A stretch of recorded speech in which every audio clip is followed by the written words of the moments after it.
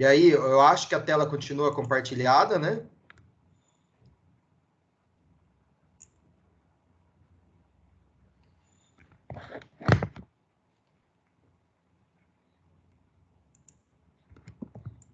Estou vendo o comando aqui para compartilhar de novo a tela.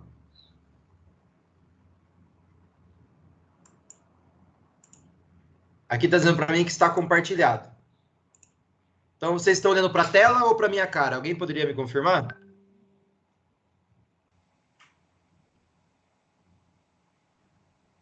Ô Rubens, o meu tá a tela preta aqui, não sei, vou tentar Para mim, mudar. tá aparecendo os slides. Ok, tá aparecendo os slides, vamos embora então. Se para alguma outra pessoa não tá aparecendo o slide, daí o problema então não é aqui. Dá uma olhadinha nas suas opções, viu, Helder? E mais alguém que estiver na posição do Helder. Bom, saímos das tradicionais, né? Entendemos bem o que são as tradicionais.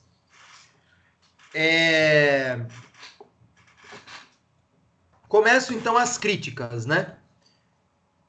Algumas pessoas começam a perceber que aquela escola, ela tem problemas. Que é uma escola que está focado só em alguns aspectos do humano, negligenciando outras coisas que são muito importantes para a vida em sociedade, né? Então, por exemplo, o tecnocrático, né, a pessoa que pensa a escola a partir de técnicas, destacava a abstração e a suposta inutilidade para a vida moderna e para atividades laborais das habilidades e conhecimentos cultivados pelo currículo clássico. Ou seja, as pessoas que criaram o currículo tecnicista tradicional, elas diziam que certos conhecimentos eram inúteis. Quais eram os conhecimentos úteis?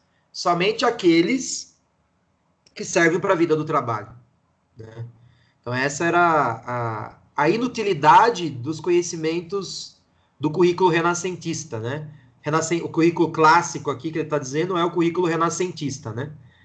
Que é a ideia da gente aprender humanidades, né? Aprender música, aprender línguas, aprender filosofia, aprender, né, conhecimentos que não estão diretamente relacionados com o trabalho, né?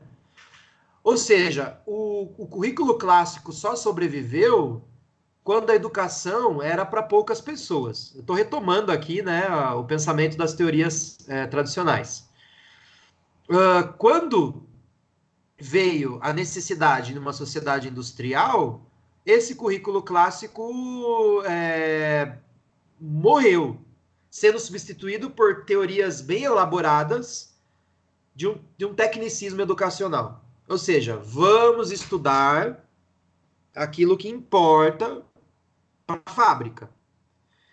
O que a gente não pode cometer de erro aqui, é um alerta, é considerar que as teorias tradicionais elas eram ruins, como se elas fossem burras, simples, né?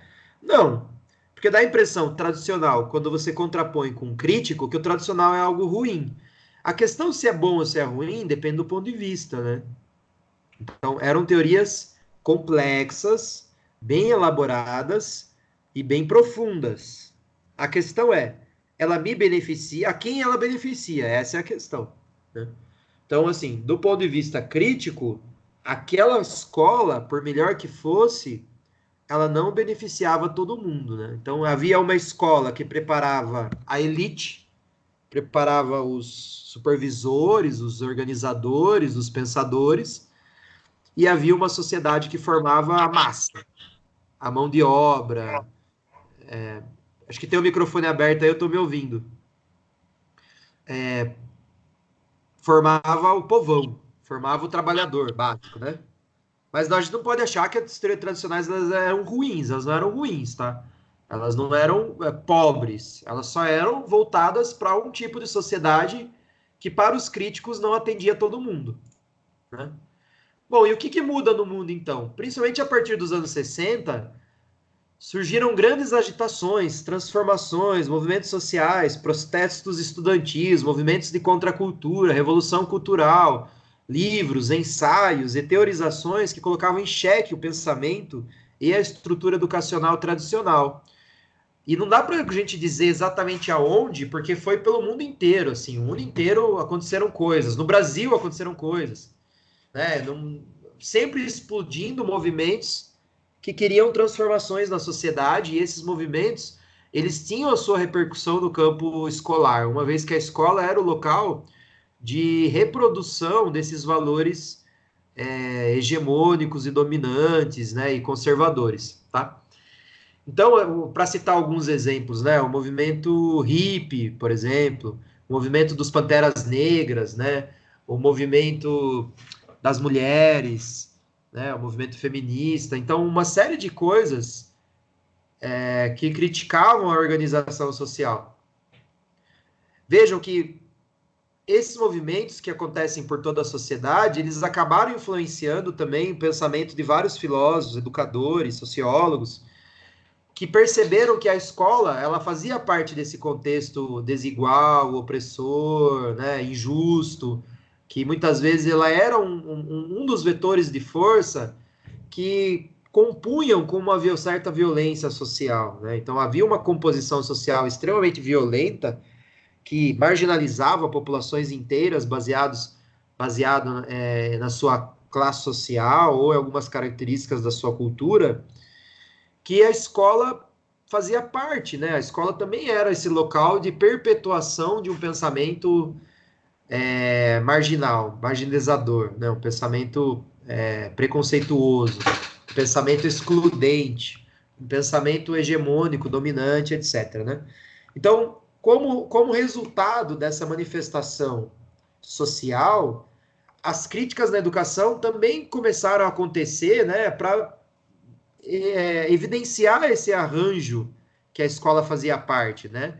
Então, muitos começaram a apontar o dedo para a escola e mostrar que ela era um dos vetores de composição do status quo. Então, esse conceito de status quo, ele é importante. O que é status quo, né? É uma expressão latina para como as coisas estão. Então, as coisas estão desse jeito porque muitas coisas contribuem para manter as coisas desse jeito. Entre essas coisas que contribuem para manter as coisas como as coisas estão, né? Que monte de palavra coisa, é a escola, né? A escola é uma dessas influências sociais que organizam uma sociedade injusta. Bom, e aí começam então a surgir vários pensadores também por todo o mundo que não necessariamente se conversavam, mas que eles começam a escrever sobre uma educação diferente, tá? Então nessa lâmina vocês estão vendo vários pensadores críticos importantes, né? Entre eles, aqueles que nós vamos dar destaque hoje, né? Aquele que interessa para a gente aqui, que é o Paulo Freire, principalmente com o livro de 1970 chamado A Pedagogia do Oprimido, né? Então, outros exemplos estão o Althusser, Luiz Althusser, né? Com o livro A Ideologia e os Aparelhos Ideológicos de Estado. A Pedagogia do Oprimido eu pulei de falar alguma coisa, porque a gente vai estudar ele com profundidade. Mas, por exemplo, esse livro, A Ideologia e os Aparelhos Ideológicos de Estado, o Althusser vai dizer que o Estado possui aparelhos ideológicos que convencem as pessoas que as coisas estão boas como estão, a escola faz parte deles, e caso você não seja convencido pelo Estado por esses aparelhos ideológicos, o Estado possui aparelhos repressivos, que são a polícia, as fiscalizações, o exército, né?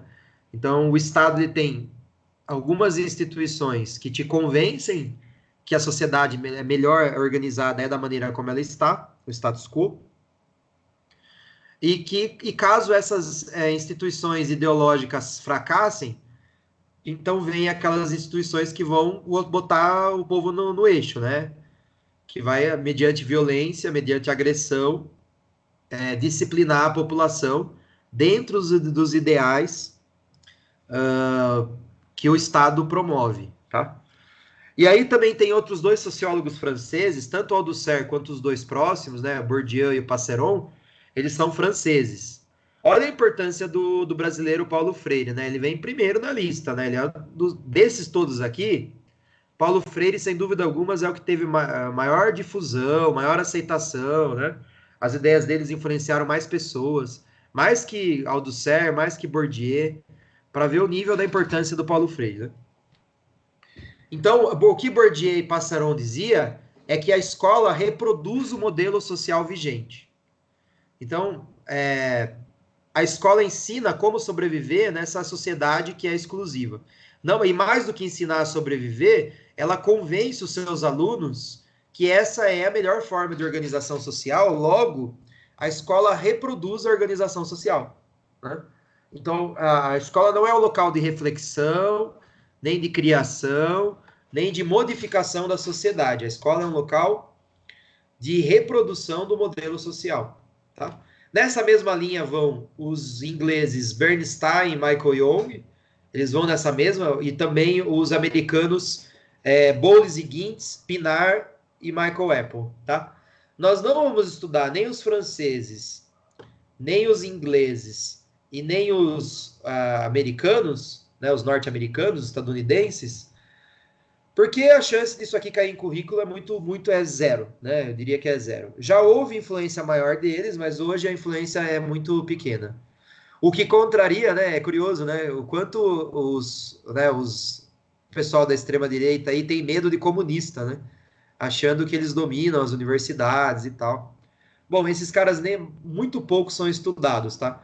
Paulo Freire ainda é estudado no Brasil, porque ele é brasileiro e ele teve uma profunda influência no pensamento da universidade brasileira, principalmente quem se forma na Unicamp, que foi onde ele deu aulas e tal. Os demais, dá para dizer que ainda é lido um pouquinho, Althusser, Bourdieu, ainda tem os seus livros clássicos, mas com uma difusão muito pequena, eu diria, né? Lido por poucos, normalmente por professores mais velhos, que estão há 20, 30 anos dando aula, e que se formaram a partir desses caras aqui. Mas hoje em dia é um pensamento que está em mudança para outras coisas, tá? Bom, uma breve explicação sobre esses conceitos críticos, então. Eu já vim falando alguma coisa, né? Mas olha lá. A ideologia e os aparelhos ideológicos de Estado a partir de Althusser. Uma conexão entre educação e ideologia, garantindo que o status quo não fosse contestado através da força ou do convencimento, da repressão ou da ideologia, né? Então, a escola, então, seria o local que garante, né, que as pessoas pensassem da maneira como elas pensam na sociedade mais ampla. Ideologia, para quem tem problemas com esse conceito, é simples, na verdade. Você pode entender ideologia como um conjunto de ideias. Esse conjunto de ideias, a gente não nasce com ele, né? A gente vai adquirindo ele socialmente. Então, a escola é o local, né, que vai colocando uma ideologia. Qual ideologia? Né? Na visão desses autores, a escola coloca na cabeça de todo mundo a ideologia burguesa, né? É por isso que hoje tem tanta difusão, por exemplo, esse medo aos comunistas, né? Comunistas, na visão de muitas sociedades, inclusive a brasileira contemporânea, muitos grupos no Brasil contemporâneo, comparam comunistas a cadeieiros, né, a criminosos, a estupradores, a, né, pessoas ateus, é uma série é um monte de adjetivo que é colado nesse pensamento filosófico, porque é uma maneira ideológica de fazer as pessoas acreditarem, né, que as ideias burguesas são as melhores, tá? Quando eu falo Professor, isso... Oi, pois não. Pode voltar o slide só para mim tirar um print? Claro, o anterior? Isso. Manda bala. Obrigada. Sem problemas. Eu mandei o link das aulas também no grupo, tá? Você pode baixar todos os slides inteiros. Bom,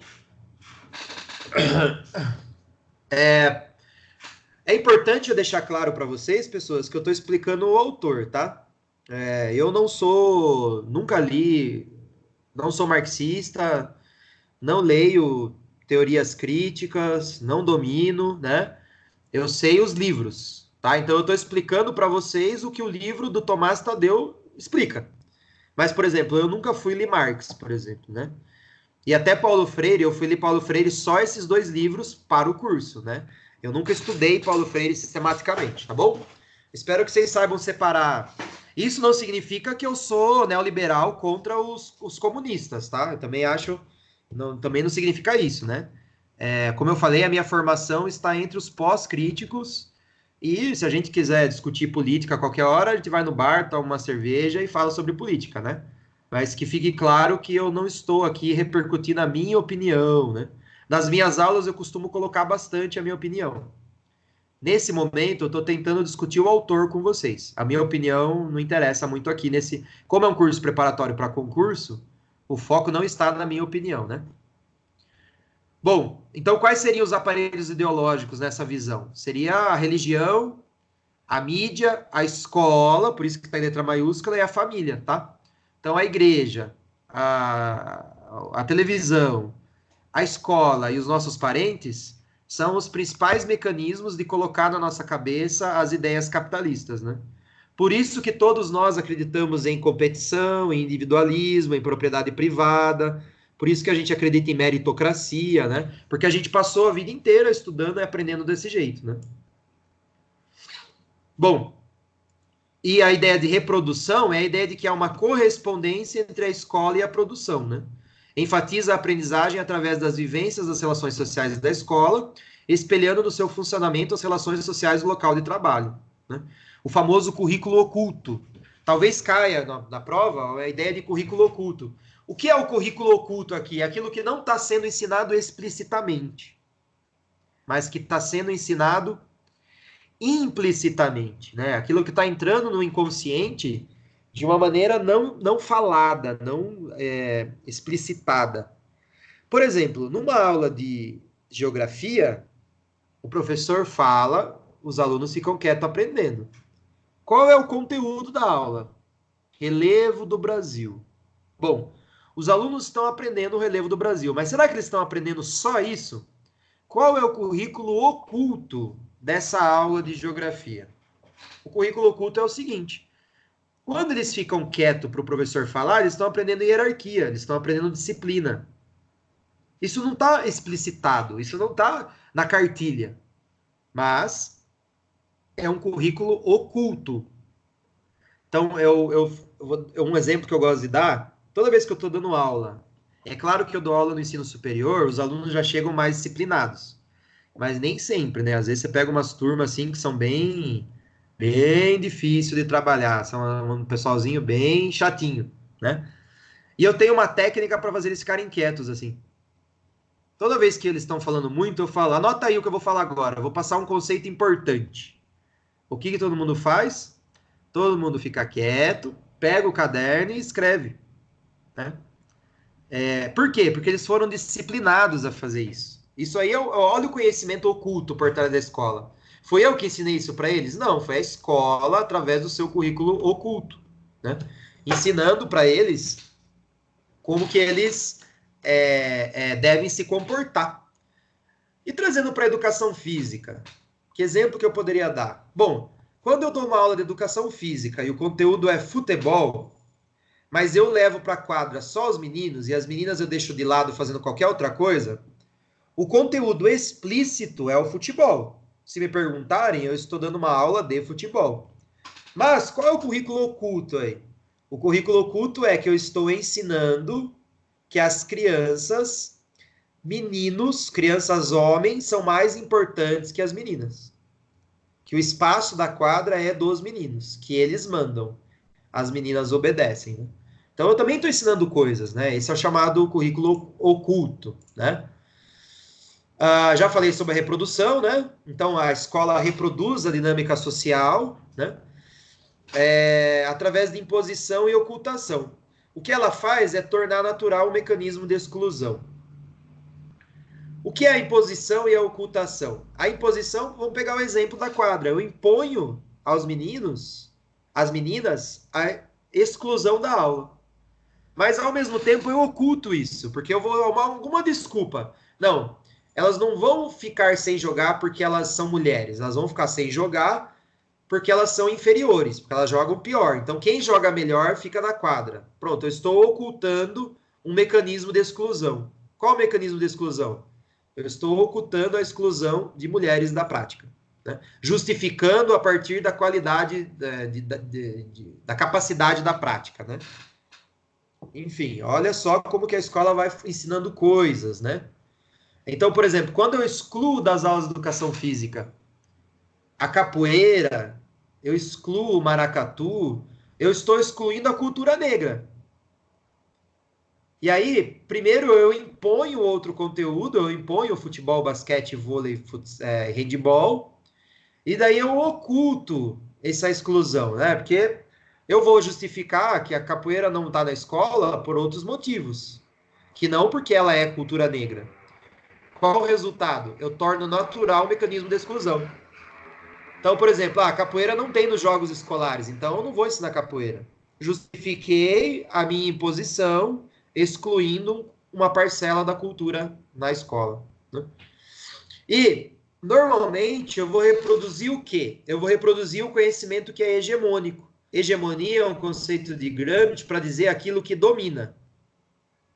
Antigamente, né, quando eu comecei a dar aula, 6 anos atrás, o São Paulo vivia um momento melhor. São Paulo Futebol Clube, né, o time que eu torço. E aí eu costumava dizer que o São Paulo era hegemônico, que ele dominava os campeonatos, né? Hoje eu não posso falar mais isso. Então esse exemplo ficou furado. Mas a ideia é que quando tem um conhecimento que domina os outros, ele é hegemônico. Qual é o conhecimento hegemônico dentro da escola? O conhecimento burguês, tradicional, que prepara o aluno para o mercado de trabalho, né? Esse é o conhecimento hegemônico. Quais são os conhecimentos, então, que são marginais, que são excluídos?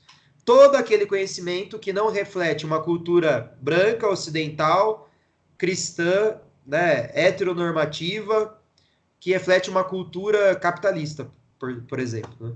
Todo o resto ele é excluído, né? Então, há um vínculo entre a reprodução cultural e a reprodução social, né? Há uma maneira, um vínculo entre a sociedade e a escola, tá?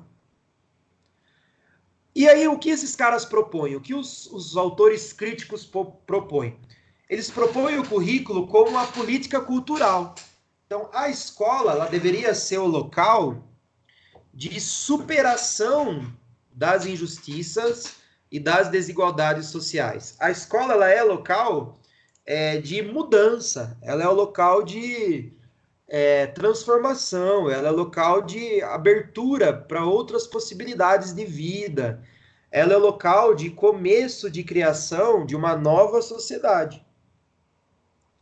É pela escola que nós atingimos a mudança das injustiças inerentes ao contexto social contemporâneo, né? Então, o que os autores críticos vão fazer é criar uma série de conceitos que trabalham a escola enquanto possibilidade de mudança. Então, o primeiro deles aqui, né, eu estou indo pela ordem, o primeiro deles é entender a escola enquanto uma resistência, uma pedagogia da possibilidade. A escola vai ensinar eu me emancipar e me libertar. Emancipar e libertar do quê? Da ideologia capitalista.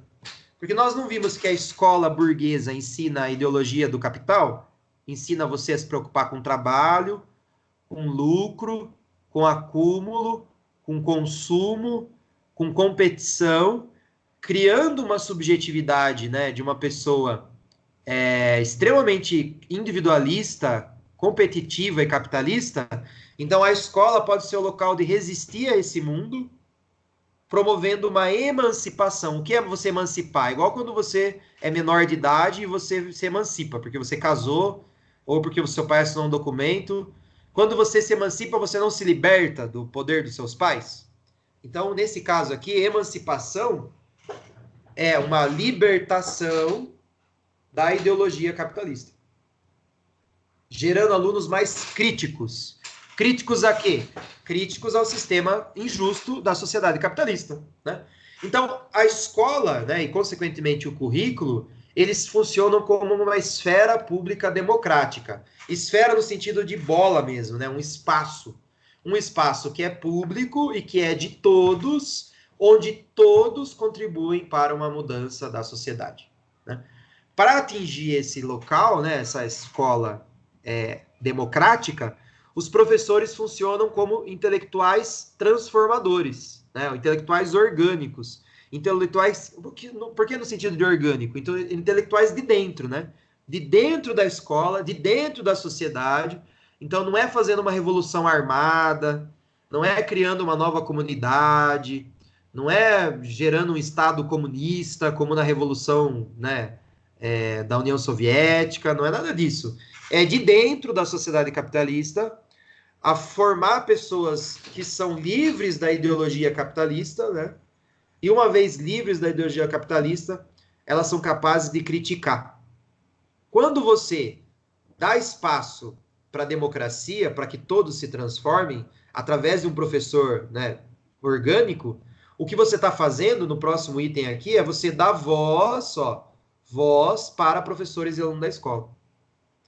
Uma sociedade só é democrática e só é mais justa se ela tem espaço para todos falarem. Então é o conceito de voz.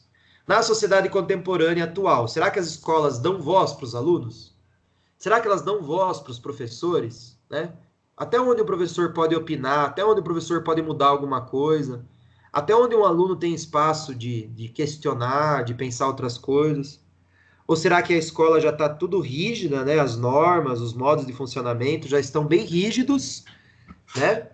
E aí o que ela faz é impor modos, né, de ser, de existir, de pensar, para ser inserido, então, esse corpo, né, esse organismo, dentro de uma sociedade já dada, já pronta, conservadora, capitalista burguesa, né? O currículo, nesse sentido, né, o currículo que tem a ideia de libertar os alunos, dando voz, funcionando como uma democracia, através de um professor transformador, esse currículo ele está operando dentro de uma política cultural. Então, é um currículo que faz política, né? Veja, todos os currículos são políticos, tá? O tradicional também é político. O crítico também é político. O pós-crítico também é político. Todos são políticos.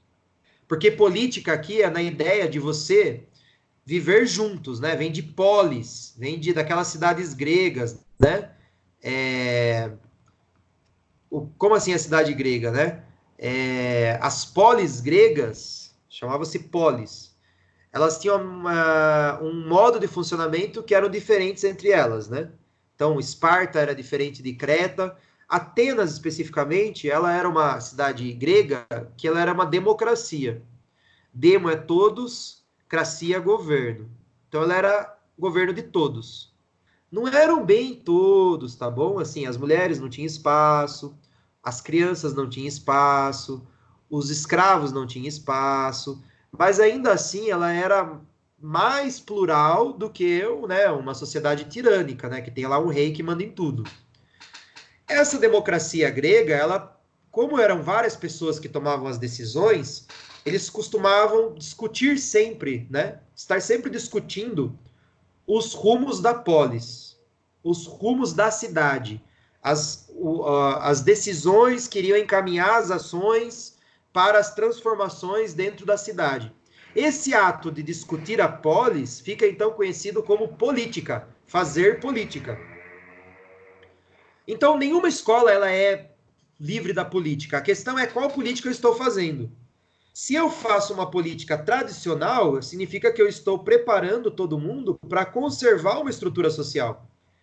Então, não está tendo discussão de mudança, está tendo um discurso de aceitação. Mas isso não deixa de ser político, né? Porque está ditando normas de convivência social. Então, se está todo mundo junto dentro da polis, uma escola que prepara a gente para trabalhar e ficar quieto, também é uma escola política. Mas é uma política, né, autoritária, uma política de pouca participação, é uma política que poucos decidem o destino de muitos. O que a política cultural, na visão crítica, quer é jogar a escola dentro do debate para enfrentar essas teorizações autoritárias, para que elas tenham o poder de modificar pequenos aspectos da sociedade, né? Então, é uma escola política, sim, igual à tradicional, mas não uma política de aceitação, e sim uma política de mudança, uma política de promoção de outras possibilidades, uma política de criação de novas formas de existir, né? Então, não deixa de ser política tampouco, tá? É impossível fugirmos... O que a gente aprende em educação é que é impossível de fugir da questão política. Não tem como. Nós sempre somos políticos, tá? A questão é qual política eu estou vivendo. Essa é a questão. Bom, aí antes de entrar em Paulo Freire, né, e a gente fazer... Antes de entrar em Paulo Freire, eu vou fazer mais um pequeno intervalo, tá? Porque, de novo, ninguém tá mandando nenhuma pergunta aqui, eu tô cansado de falar um monte. Se tiverem pergunta, falem. Interajam, coloquem a opinião de vocês, vamos aprender juntos. Mas bem, enquanto vocês não fazem isso, a última coisa que a gente tem que aprender, antes da gente entrar nas obras de Paulo Freire, tem um outro livro, um outro autor muito famoso, chamado Demerval Saviani. Tá errado esse slide aqui, eu vou consertar ao vivo aqui. É Demerval, tá? O que ou será que é Dermeval? Fiquei na dúvida agora. Eu vou olhar aqui no meu livro. Eu tenho o livro dele também. Um minutinho.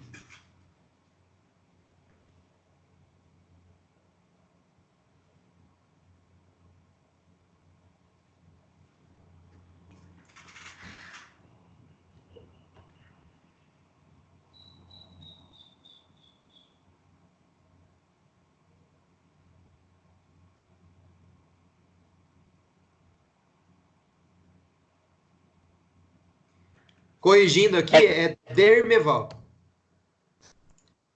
Dermeval Saviani, tá? Será que talvez valha a pena estudar ele? Eu acho que não. Eu tô apostando que não, tá? Ele já caiu muito mais em concurso, mas no momento ele tá meio em baixa. Paulo Freire, mas houve uma disputa muito forte entre a pedagogia do oprimido, né, que é freiriana, e a pedagogia dos conteúdos, né, que é a pedagogia histórica crítica de Dermeval Saviani. Então, eu vou fazer só aqui uma breve alusão a essa disputa, porque talvez a gente venha estudar Saviani, depende muito do edital, né? Depende muito primeiro se vai sair esse concurso também. Mas é importante nesse momento que vocês saibam a contraposição entre os dois. Nós vamos ver nas obras de Paulo Freire que Paulo Freire pregava muito a importância da gente estudar a partir da cultura do aluno.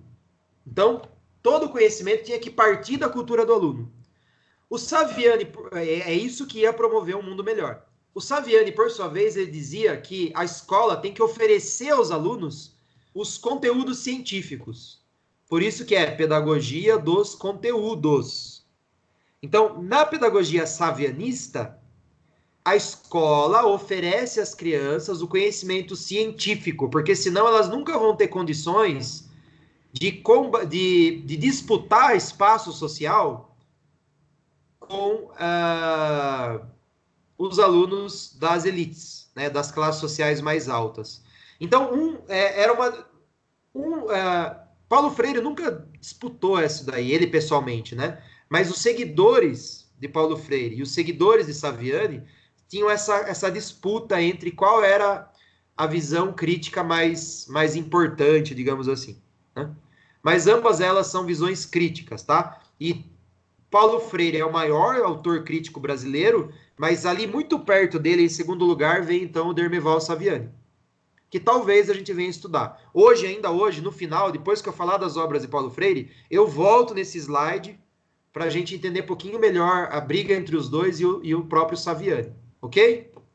Então, a próxima obra agora é Paulo Freire, né? Vamos trabalhar um pouquinho, primeiro a pedagogia do oprimido e depois a pedagogia da autonomia.